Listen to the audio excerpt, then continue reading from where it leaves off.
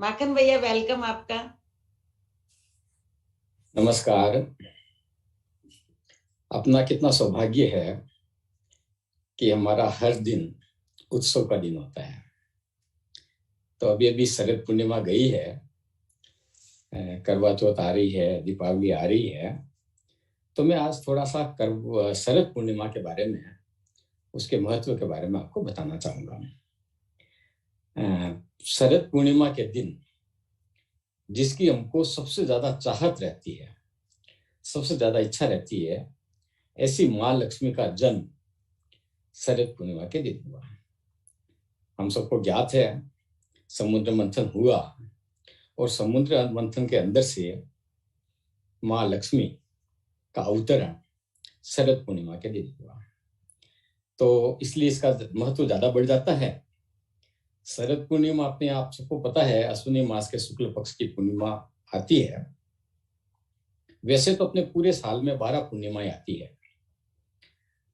हिंदू जीवन पद्धति में हमारे ऋषियों ने हर दिन का महत्व, हर दिन की विशेषता हमें बताई है और तदनुसार उसका उत्सव ऐसा भी अपने आप प्रारंभ किया। लेकिन जो 12 पूर्णिमा आती है उसमें जो शरद पूर्णिमा है उसका अपना विशेष महत्व है। सभी पूर्णिमाओं में बड़ी पूर्णिमा ऐसा शरद पूर्णिमा को माना जाता है। इस दिन सबसे बड़ी विशेषता ये होती है कि चंद्रमा अपने पूर्ण 16 कलाओं से युक्त होता है। ऐसा मानता है कि 16 कलाएं या तो भगवान कृष्ण के पास थी या चंद्रमा के पास में। श्री राम जी के पास भी 12 कला थी। तो शरद पूर्णिमा के दिन 16 कलाओं से युक्त चंद्रमा रहता है। इसके पीछे भी एक कथा है कि कृष्ण भगवान जब गोपिकाओं से दूर हो गए, राधा को लगा कि भगवान नाराज है क्या, तो सब राधिका, सब सखियों ने, गोपिकाओं ने बड़ा आग्रह किया कि आपको हमारे पास रास रसाना है। तो भगवान कृष्ण ने चंद्रमा को कहा कि तेरी 16 कलाएं जो हैं उससे युक्त जो दिन होगा उस रात्रि को मैं महारास रचाऊंगा। तो अपना जो गोवर्धन पर्वत है उससे करीबन 2 किलोमीटर दूर एक चंद्र सरोवर है।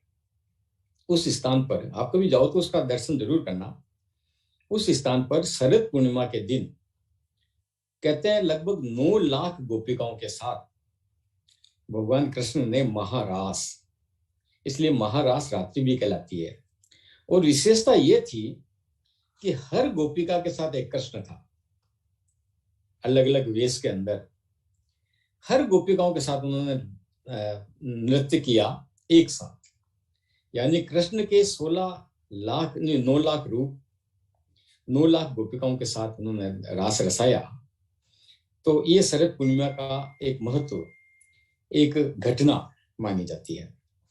और ये तो सभी के लिए बड़ा सौभाग्य होता है कि हर व्यक्ति के लिए, हर गोपिका के लिए, कि भगवान कृष्ण स्वयं, क्योंकि अब तक जो रास रसाते थे वो बीच में कृष्ण रहते थे, साथ में राधा रहती थी और गोपिका उसके चारों ओर रास रसाते थे। लेकिन इस दिन उन्होंने हर गोपिका के साथ नियमित रूप से रास रसाया।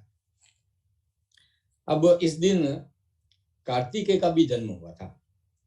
कार्तिकेय भगवान शिव के प्रथम पुत्र थे और इसलिए विशेषकर दक्षिण के अंदर शरद पूर्णिमा को कार्तिकेय का भी पूजन किया जाता है। उसका भी अपने को एक लाभ मिलता है। अब विज्ञान ऐसा मानता है या सिद्ध किया है कि चंद्रमा पूरे वर्ष भर में शरद पूर्णिमा के दिन पृथ्वी से सबसे नजदीक रहता है। और स्वाभाविक है, चंद्रमा की किरणों से जो एनर्जी मिलती है वो नियमित अपन को मिलती है, हर दिन मिलती है।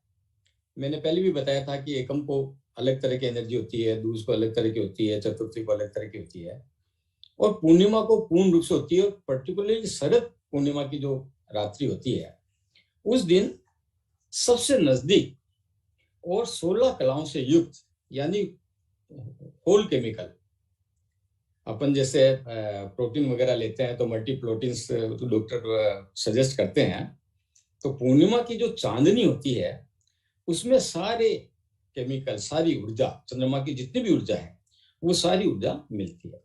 एक दृष्टांत आता है कि रावण, वैसे रावण बहुत विद्वान आदमी था, तो एक रावण हर शरद पूर्णिमा को चारों तरफ मिरर लगाकर और चंद्रमा की किरणें अपने नाभि के अंदर ऐसा पूरी रात वो उसका उपभोग करता था, चंद्रमा की किरणों का अवशोषण करता था, और उस कारण से वो सदैव युवा बना रहता था। तो ये एक औषधीय चमत्कार का संकेत है। तो शरद पूर्णिमा के दिन चांदनी का, चंद्र किरणों का सेवन ये शरीर के लिए बहुत अच्छा है। ऐसी मान्यता है कि शरद पूर्णिमा के दिन माँ लक्ष्मी, शरद पूर्णिमा की रात्रि माँ लक्ष्मी उल्लू पर सवारी करके और साथ में इंद्र ऐरावत हाथी पर सवारी करके पृथ्वीलोक के भ्रमण पर निकलते हैं। और इसलिए कई स्थानों पर आपने देखा होगा कि शरद पूर्णिमा के दिन अगर किसी को उल्लू के दर्शन हो जाए तो वो शुभ माना जाता है। ऐसा माना जाता है कि भगवान महालक्ष्मी स्वयं दर्शन दे रही है। तो रात्रि के समय वो भ्रमण करती है और निश्चित रूप से उनको जो भी भक्तजन दिखता है उनको अपना आशीर्वाद देती है। अब एक मेरा सुझाव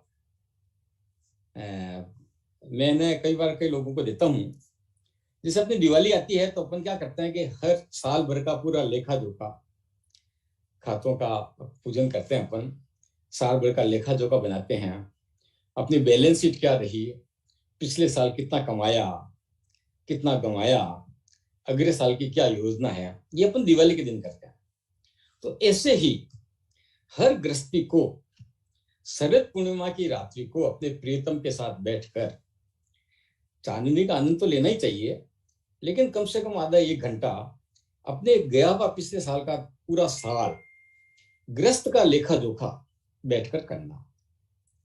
वैसे तो क्या हो गया, आजकल शादी करने के बाद में गृहस्थ एक औपचारिक रूप से चलता रहता है, जो काम होता है वो कर लेते हैं, जो समस्या आती है वो निपटा देते हैं, योजना बना लेते हैं, लेकिन विधिवत रूप से साल भर की योजना बनाना, पिछले साल का अवलोकन करना, उसका मूल्यांकन करना, यह ऐसा प्राय नहीं करते।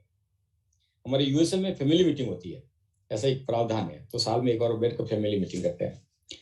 तो जो दाम्पत्य जीवन है उस दंपति को शरद पूर्णिमा के दिन रात्रि में बैठकर पूरे साल भर का विवेचना करना, अगले साल की योजना बनाना और माधुर्य बना रहे, गृहस्थ जीवन सुखी संपन्न रहे, इस तरह का एक शांत वातावरण में वार्तालाप करना, ये शरद पूर्णिमा को करना चाहिए। ऐसा आप करना प्रारंभ करें, आपको विशेष इसका लाभ मिलेगा। ऐसी मान्यता है कि जो शरद कुंवारी कन्याएं शरद पूर्णिमा का व्रत रखती है उनको श्रेष्ठ वर मिलता है और धन धान्य पूर्ण परिवार मिलता है। आने वाला पूरा जीवन लक्ष्मी की कमी नहीं रहती, इस तरह का रहता है। अब देखो भजनों में बसंत जी ने गाया कि दिन में खाए माल रात को करें भजन, ऐसे संगीता जी ने भी खूब माल खाने का एक आग्रह किया। तो शरद पूर्णिमा के दिन, शरद रात मतलब रात्रि के समय खीर का खाना, ये हमारी परंपरा का प्रतीक है, परंपरा है। अब ये खीर खाने का क्या महत्व है, तो जैसा मैंने बताया कि इस दिन चंद्रमा की 16 कलाएं, यानी जितनी भी ऊर्जा चंद्रमा की है, जितने भी केमिकल है, वो उस दिन पृथ्वी पर आते हैं और पृथ्वी पर चंद्रमा सबसे नजदीक रहता है, तो सबसे अधिक वर्षा उन केमिकल्स की, उस ऊर्जा की होती है। और दूध की क्या विशेषता है कि दूध चंद्र किरणों का अवशोषण सबसे ज्यादा करता है। अन्य किसी भी खाद्य पदार्थ से दूध उसको जल्दी ग्रहण करता है। तो शरद रात्रि के दिन अच्छी खीर बनाकर उसमें ड्राई फ्रूट्स वगैरह डाल सकते हैं आप, किशमिश वगैरह डाल सकते हैं, और चांदी के बर्तन में छत पर रखना, क्योंकि चांदी जो होती है वो भी औषधि के लिए जो प्राप्त वस्तुएं हैं उसका अवशोषण उसको अपने अंदर लेती है। औषधि के लिए चांदी के बर्तन ज्यादा सही माने जाते हैं। खाने के लिए भी सोने के बर्तन की बजाय चांदी के बर्तन में खाना ज्यादा शुभ माना जाता है। तो बड़ा अच्छा प्याला खीर का बनाकर और पूरी रात शरद पूर्णिमा को रखना और सवेरे उसको खाना, इसका औषधीय गुण, औषधीय उपयोग है। अब ये खीर क्या फायदा करती है? ये शरीर को ठंडक पहुंचाती है। मलेरिया जैसे कीटाणु जब हमको काट लेते हैं तो शरीर का पित्त बढ़ जाता है, और उस कारण से इन कीटाणुओं के जो लक्षण हैं, बैक्टीरिया है, वो शरीर में बढ़ने लगते हैं और हम बुखार से पीड़ित होते हैं। तो ये जो खीर है वो पित्त को कम करती है। तो पित्त को कम करने से निश्चित रूप से अपन को बीमारियों पर लाभ, इस पर कंट्रोल करने की स्थिति बनती है।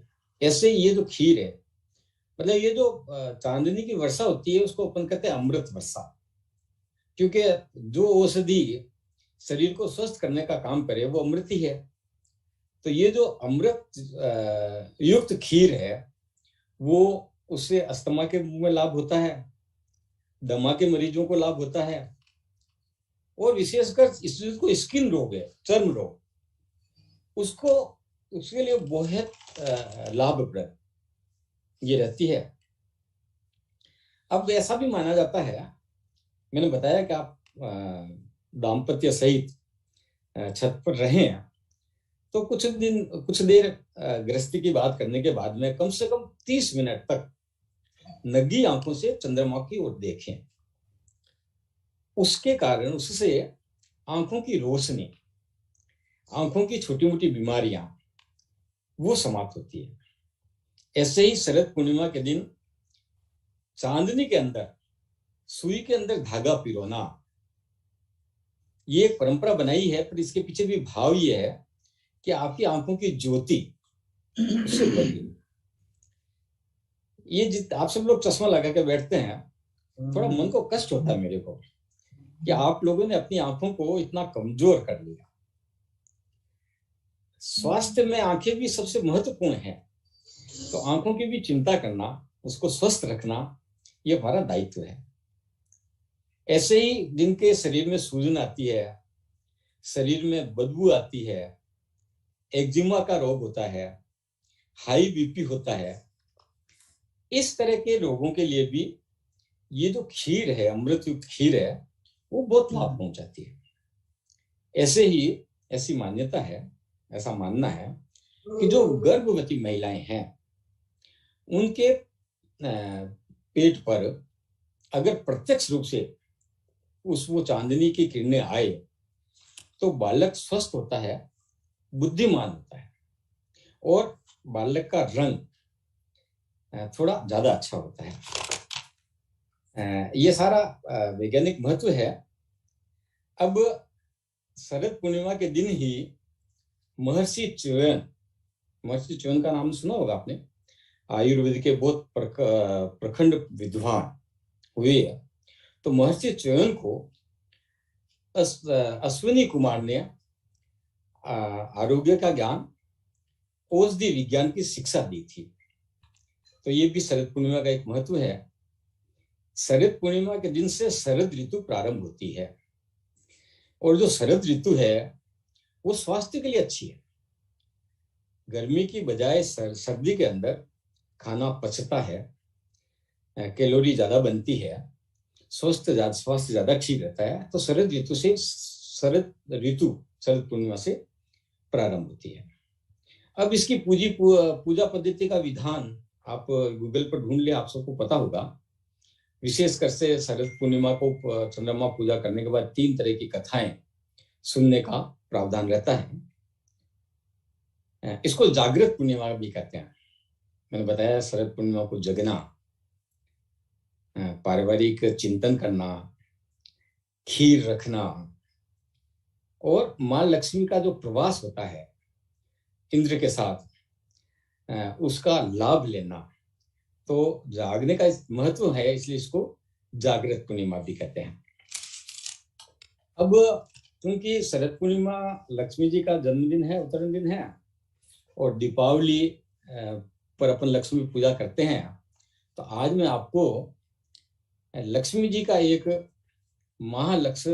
लक्ष्मी अष्टकम स्रोत ये सुनाना चाहूंगा, और मैं आग्रह करूंगा कि ये स्रोत आप नियमित जीवन का अंग बना लें। इस स्रोत के महात्म्य में ये कहा गया है कि जो एक बार इसका पाठ करता नित्य, वो पाप विनाश, मतलब उसका पापों का विनाश होता है। जो 2 बार पढ़ता है उसको धन धान्य मिलता है, और जो 3 बार पाठ करता है उसके सारे शत्रुओं का नाश होता है। और मुझे लगता है कि आप में से कुछ लोग इस अष्टकम श्लोक का अध्ययन करते होंगे, न करते हो तो करें। और आप में से अगर कोई ये गा सके तो वो आप गा के बताएं, नहीं तो फिर मैं गाऊंगा। कोई है जो गा सकता है? भैया आप ही सुनाइए ना भैया, आप ही सुनाइए। अच्छा, एक मिनट अलका जी से निवेदन करता हूँ, मुझे लगता है वो गाए।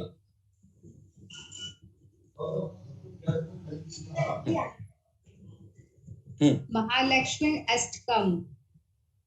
नमस्ते सुत महामाये, श्रीपीठे सुरपूजिते, शंख चक्र गदा हस्ते, महालक्ष्मी नमस्तुते।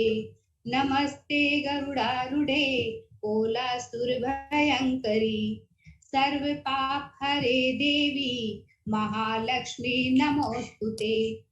सर्वज्ञ सर्वदे, सर्व दुष्ट भयंकरी, सर्व दुख हरे देवी, महालक्ष्मी नमस्तुते। सिद्धि बुद्धि प्रदे देवी, मुक्ति शुक्ति प्रदायिनी, मंत्र पूते सदा देवी, महालक्ष्मी नमोस्तुते। आदंत्रहिते देवी, आदिशक्ति महेश्वरी, योगजे योग संभूते, महालक्ष्मी नमस्तुते।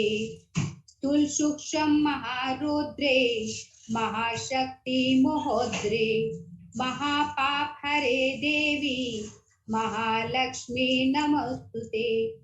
पादासन स्थिति देवी,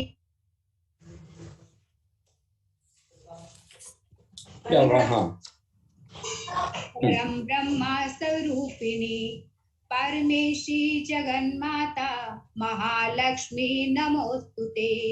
श्वेतांबर धरे देवी, नाना अलंकारं भूषिते, जगत स्थिते जगन्माता, महालक्ष्मी नमस्तुते, महालक्ष्मी नमस्तुते। इसको अष्टकम इसलिए कहा गया कि इसमें 8 श्लोक हैं, और हमारे यूएस के अंदर जो संघ की शाखाएं लगती है वहाँ नियमित इसका पाठ कराते हैं, और मानते हैं, क्योंकि ये तो एक यूएस में रहना मतलब लक्ष्मी का वाहन, लक्ष्मी बहुत ज्यादा मिलती है, तो उसके कारण लक्ष्मी निश्चित रूप से प्राप्त होती है, ऐसी मान्यता है। नमस्कार भैया, आज आपने बहुत सुंदर बातें बताई, लेकिन भैया मैं आपसे रिक्वेस्ट करती हूँ कि आप है ना हमें 1 वीक पहले बताया करो। अब वो पूर्णिमा खत्म हो गया, हमने तो भैया वो खीर बना के खा ली और कुछ भी नहीं किया। अगर आप पहले बता देते तो हम भी भूल लेते। आप समय जब देते हो तभी वाक्य में भैया इसकी नहीं भैया, वाक्य में खीर में जैसे लगता है अमृत ही होता है, इतनी स्वाद बनती है इसकी खीर, पता ही नहीं चलता। वाक्य में बहुत स्वाद। लेकिन नहीं पर भैया हम भी उस दिन वॉक कर रहे थे ना थोड़ी देर, और चांद की रोशनी में घुमाते ना, तो इसलिए नेक्स्ट ईयर तक भैया हम आधी बातें भूल जाएंगे, आप बताइए बातें भूल जाते हैं। पहले बता देते हैं, बता देना। सब साथ साथ में बैठ लेते हैं। क्या बोल रहे हैं भैया? बोलो भैया। हाँ सुरेश जी बोलो। मैं भैया मैं ये बोल कह रहा हूँ पहले नेक्स्ट ईयर गोयल जी को बोलेंगे 15 दिन पहले बता देंगे तो सब वो हिसाब से तैयारी कर लेंगे। खीर तो हमने भी बनवा के खाई है। 100% सुरेश भैया सही बोल रहे हैं। आप तो मेरे को 1 वीक पहले बता दिया करो तो हम किसी लोग से- रेडी रहे वो सब करने के लिए। नहीं आप 15 मिनट वो पहले क्या बता दिया करो। 1 वीक पहले हो जाता तो हस्बैंड वाइफ जो 1 घंटे का इन्होंने बताया था कि 1 घंटे वार्तालाप हो गए, पिछले साल में क्या खोया क्या पाया उसमें सारी चर्चा हो जाती और आगे क्या लेना है उसकी भी चर्चा हो जाती। सही प्यार में कुछ कमी रह गई, प्यार में कुछ कमी रह गई तो वो भी ठीक हो जाए। वो तो भैया ज्यादा देर चर्चा करेंगे तो झगड़े और हो जाएंगे। सुन भैया ज्यादा देर चर्चा हो जाएगी ना तो झगड़े भी हो जाएंगे। कई बार झगड़े नहीं होते हैं। चंद्रमा जी और लक्ष्मी पूर्णिमा के दिन जी झगड़े नहीं होते और साथ बैठना और बात करना इसका बहुत लाभ रहेगा। लक्ष्मी जी ने तो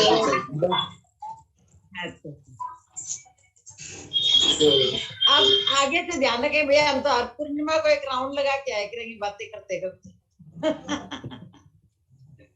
थैंक यू भैया, वेलकम सुरेश भैया। आज का प्रोग्राम कैसा रहा भजन संध्या का भैया?